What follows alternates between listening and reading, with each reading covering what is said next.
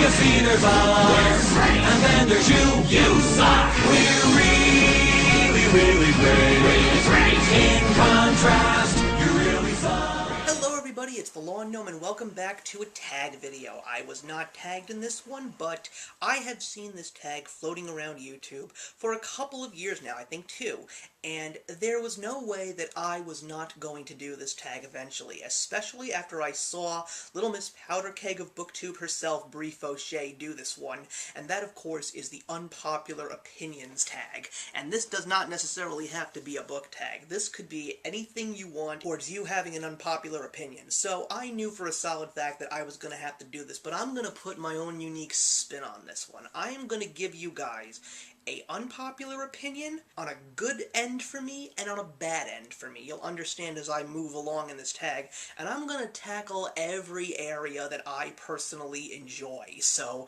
we're going to be going all the way across the pop culture spectrum here, guys, and you're going to hear a little bit of everything from me. And I just love doing these types of tags because it really gives people the opportunity to get to know us YouTubers and really get an understanding of who we are and what we are and just see what makes us all individuals and unique. So without further ado, here comes the Unpopular Opinions tag. You guys know how much I love movies, but if there is one movie that I personally cannot stand, it's The Princess Bride. Don't even get me started. I can go on for days as to why I don't like this, but people always wonder why it went that way. Like, how could I not enjoy this movie? Well, I think part of it is the reason because of the fact that I never saw it when I was a kid. I saw The Princess Bride when I was 18 for the very first time. I was a freshman in college, and I was watching it with 2 friends, and I couldn't even finish the movie. I just sat through at least an hour of it trying to understand why these 2 people were enjoying it as much as they were. I didn't get it. So I can't love this movie at all. I can't even like this movie. You have all the reasons to, but I just do not. And this may not be an unpopular opinion, but I always seem to think that it is. I will defend Batman v Superman till the day I die. I think that it is one of the coolest and greatest comic book films of all time. I love the fact that Zack Snyder basically tried to be as different from every Marvel movie out there as he could possibly be. He didn't give us an origin story. He gave us a true fandom favorite for the comic book fans, and I thought that everything about that movie was great. I did, however, knock Warner Brothers for not giving us those extra 30 minutes in the Ultimate Cut, which are crucial to the movie, so maybe if you saw this movie again with those extra 30 minutes, you would definitely get a better understanding of the film. Books! I don't like anything contemporary. If I really want to know about something that's going on in the real world, I will get myself off of my chair, I will go outside, and I will take a walk. When it comes to reading, the same can be said about movies. I would rather watch something that is flat-out fantasy, something I can lose my mind in, or something that's a little bit thought-provoking. And on a good note, I would probably say, and this could be debatable, but I think that in the legacy, that is, the Harry Potter series, I think that The Half-Blood Prince is the best book. I just feel that after a heavy-hitting book like Order of the Phoenix, it was nice to get a more lighthearted story with teenagers being teenagers, and even though we did get a crazy ending, I still feel that it was one of the better books that I did read in that series, and I do feel that the movie was also a very well-done adaptation. Although it is not my favorite movie in the series, but it does rank pretty high. Television shows, guys. I am not a fan of Friends. I watched Friends for 2 seasons. I stopped watching after Marcel left the show. He was my favorite part of the show. Loved that monkey. And after that, I just felt that the show got, I don't know, weak, boring, pathetic. I don't know what it was, but I just didn't find a connection to these characters anymore. I personally didn't appreciate it. I didn't find it entertaining. There were other shows that I enjoyed watching, and I never cared for it after that. And I appreciate the fact that it got what it deserved. It was one of the highest rated shows of all time, had one of the greatest endings apparently, but no, not a fan. And I will also debate with everybody and say that the greatest cartoon character of all time is George Jetson. The Jetsons is one of my favorite all-time cartoons. I even love the animated film. In my freshman year of college, I did a term paper on George Jetson in regards to being a positive father figure, and I will defend that cartoon till the day I die. I just love it. It is so relatable, and it is one of the greatest things that ever was given to us in the world of television. Food. You know that I'm bringing food to my channel now, and I hate popcorn. Yeah, shots fired, internet. I never liked it, never cared for it, didn't like the smell, didn't like the taste, didn't like the look of popcorn. Never did. When I go to a movie theater, I don't even get food. Maybe if I'm really hungry, I'll get nachos and a soda, but I will never, ever, ever eat popcorn. I think I may have eaten it once in my entire life, and I never liked it at all. But I will say that I do think that pineapple on pizza is awesome. There's something about the sweetness of the fruit when it mixes with the zestiness and the flavor of a tomato sauce and even the cheese. I just think that it adds an extra dimension to the all-around pizza and its flavor. And if there's one thing that goes well with pineapple on pizza, mushrooms. Let's talk about sports, guys. I believe that if you want to call yourself an overall team fan of all of your local city sports, then you are not a true sports fan. I don't appreciate people that are die-hard Mets fans like myself, that when the Yankees get to the World Series, they root for the Yankees. I'm sorry, they're not your team. The Mets are your team. Oh, but it's wonderful for New York. No. It may be wonderful for New York, but I know for a solid fact that if the Yankees win, you're going to be dying inside. And the same goes for the Giants winning the Super Bowl if you're a Jets fan, the same for the Knicks winning a championship if you're a Nets fan. Oh wait, that probably is never going to ever happen in my lifetime. And don't even get me started on hockey, because the Islanders just flat out suck, and I don't like the Devils either. But no, you stick with your one team in your city, and you defend that team till the day you die. Never abandon. Always be true to your team, and never go to the other side. And I will go out and say that I think that tennis is extremely underrated. There's something about that sport that is just so different. I think it's because of the fact that, like golf, but I don't like golf at all, that you have to be so quiet in such an intense matchup in tennis. And I follow all the tournaments. I love the players. Some of my favorites include Maria Sharapova. I've always been a fan of Andy Roddick when he played. I am such a fan of Andy Murray, and I just love the sport. I may not watch it religiously, but when it's Grand Slam tourney time, I am always watching those final matchups and listening to what's going on throughout the tournament in the radio. And we're in the middle of Wimbledon now, and I am really excited to see who's going to go to the finals and who's going to win on both the women's and men's tournament. Oh boy, video games. We're going to have some fun here, guys. I think that first-person shooter games are overhyped. I remember when one of the first ones came out, and of course that was the original Doom. And I played it, but it never truly resonated with me. I have always been a fan of the classic side-scrolling, button-mashing games. Like, I've always loved the classic Nintendo games. I've loved Mario Brothers, The Legend of Zelda. I had a Genesis at one point in time. I loved Sonic the Hedgehog, but I've never been a fan of Halo. I've never been a fan of Call of Duty, Borderlands. I just don't care for those games. I just don't think that they give me the enjoyment that overall video games have. I mean, I remember the days of arcade games. Nothing beat the side-scrolling Teenage Mutant Ninja Turtles game. Oh, maybe the six-player X-Men game, maybe the Simpsons game, but I don't know. But that was my bread and butter. And I'm going to go out on a limb and say that The Legend of Zelda, The Ocarina of Time, is the greatest video game of all time. I have a Nintendo 3DS, and I got the remastered edition, and I played it, and I've beaten it.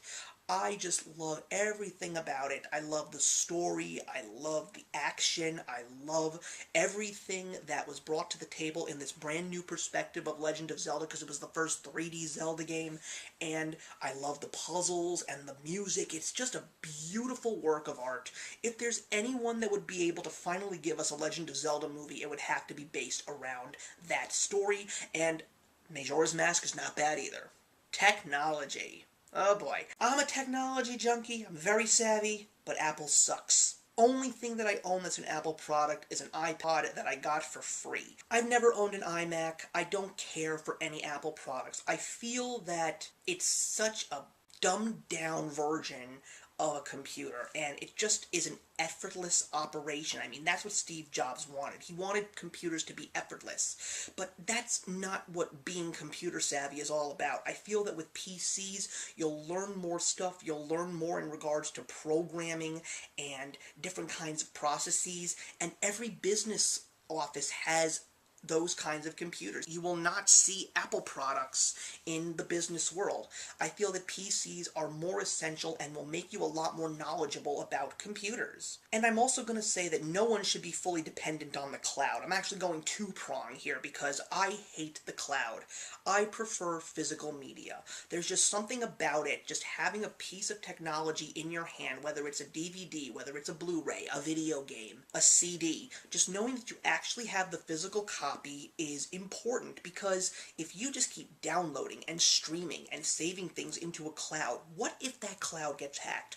Don't say that it's never going to happen, because it is going to happen, and you lose all of your stuff. Is a company like Amazon going to give you all of your stuff for free if they lost it because of the hacking of the cloud? Hell no! You're going to have to pay for everything all over again. At least when it comes to a piece of physical media, you will have bought it once, and you won't have to worry about it ever again unless it breaks. And if you treat your stuff with respect and tender loving care, they won't break, and they won't wear out. And the positive thing that I'm going to give you guys in regards to technology is you don't need the best program to accomplish any digital project.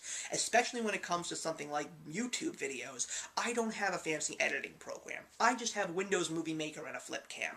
As long as you bring your creativity to the table, you will be able to do whatever you want with the most basic or the most advanced piece of technology. Music. I think that the past 20 years have been the worst years for popular music. When I was growing up, music served a purpose. The rock world was heavy-hitting. The world of hip-hop music was political and making important statements. These days, everything sounds the same, minus a couple of artists out there. And all the trends are just so basic and simple. Nobody goes out there and plays their own instruments anymore, and I think that that's very upsetting.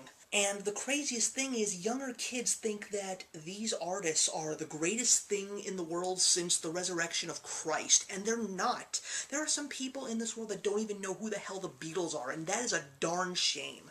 Seriously, do your homework. Read up on your history. When you take a look at music that came out from the 1950s until 2000, your mind will officially be blown. I promise you. But I will say that in regards to the last 20 years, I will say that the best artist that came out is Coldplay. They were a very unique sound. Every single one of their albums is such a different listen. They definitely are progressive and innovative, and I also feel that their songs are very meaningful and deep.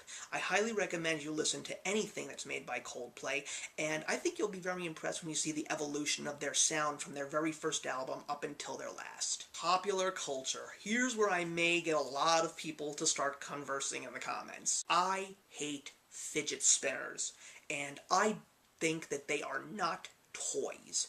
As a husband of a hardworking teacher, there are kids that have them in her classes. She understands that there are certain kids in her class that do need them, but everybody else has them just because they're the latest fad. They are not toys. These are for kids that have serious problems and need to have something to keep them focused, and I truthfully believe that fidget spinners should not be sold in toy stores. They should be behind the pharmacy counter, and they should be given to kids by a doctor's prescription, because these are for people with behavior problems, and that is their serving purpose. They should not be done for anything else. And on a good note, I believe that Funko Pops are the smartest product to have ever been created.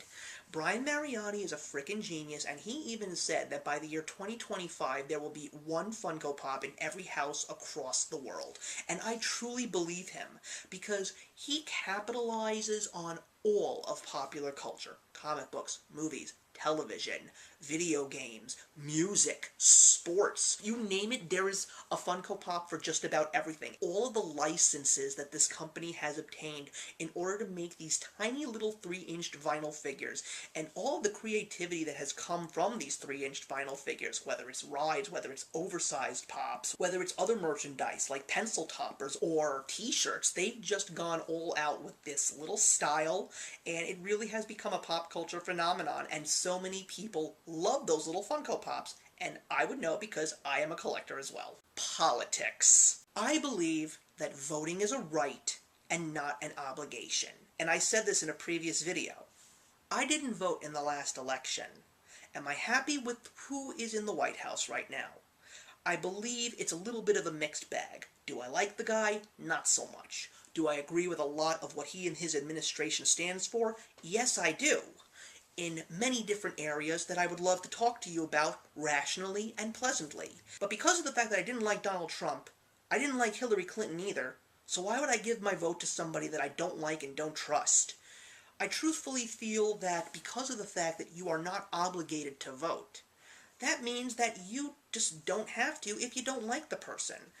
I voted in many past presidential elections, and I never truly...